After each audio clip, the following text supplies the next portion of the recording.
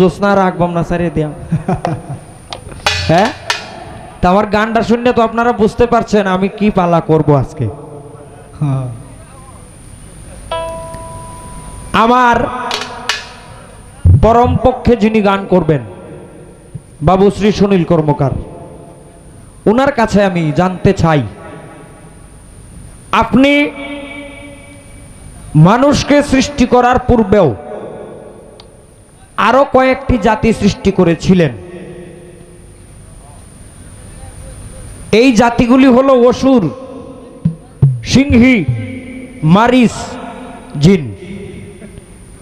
এই চারটি জাতি সাধারণত, এর বিশেষভাবে আরো অন্যান্য জাতির বর্ণনাও আছে। আচ্ছা, যাই হোক, আপনি যাই সৃষ্টি করে থাকেন, পালাক্রমে এদেরকে সৃষ্টি করেছেন, আবার ধ্বংসও করে দিয়েছেন।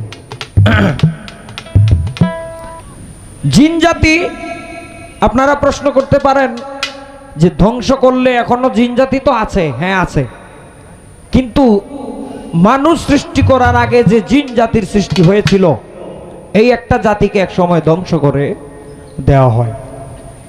আমি জানতে চাই, আপনি ওদেরকে সৃষ্টি করলেন, আবার ধ্বংস করে দিলেন। সৃষ্টি করা বা ধ্বংস করা এটা আপনার এখতিয়ার, এইখানে আমার বলার কিছু নাই। তবে আমার একটা কথা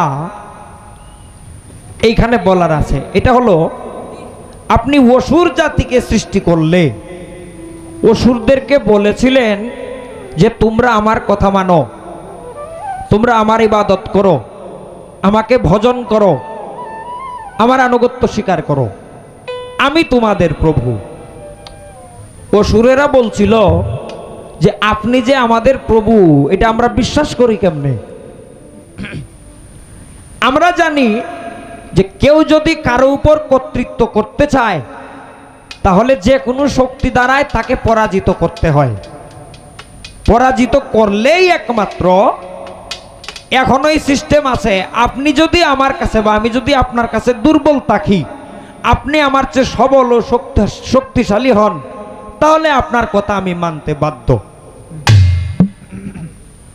অসুররা এই কথাটাই বলেছিল যে আপনি যদি আমাদের প্রভু হন, তাহলে আপনি কোথায় আছেন? আমরা আপনাকে কোনোদিন দেখলাম না, আমরা আপনার শক্তি সম্পর্কে জানি না, আপনি কি আমাদের চেয়ে দুর্বল না সবল এটা আমরা জানি না।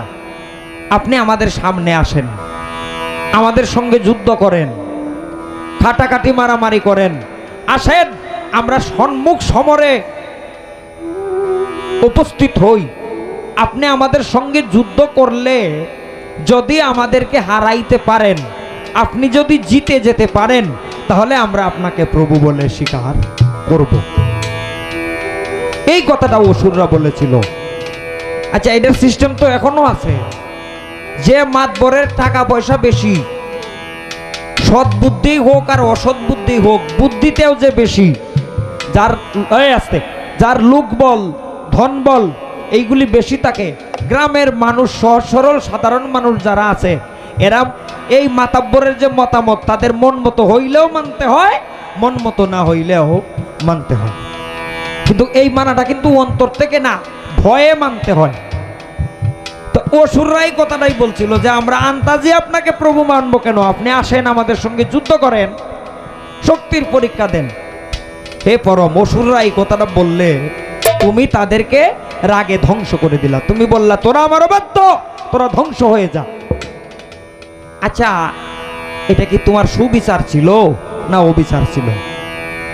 এদেরকে তুমি সৃষ্টি করেছো, এটা সত্য, আবার ধ্বংস করবে এটাও সত্য, আমার এখানে কোনো অভিযোগ নাই। আমার অভিযোগটা হচ্ছে এই যে অসুররা যে দাবিটা করেছিল, তাদের দাবিটা যুক্তিযুক্ত ছিল কি না। আমার মতে তাদের দাবিটা ছিল যুক্তিযুক্ত।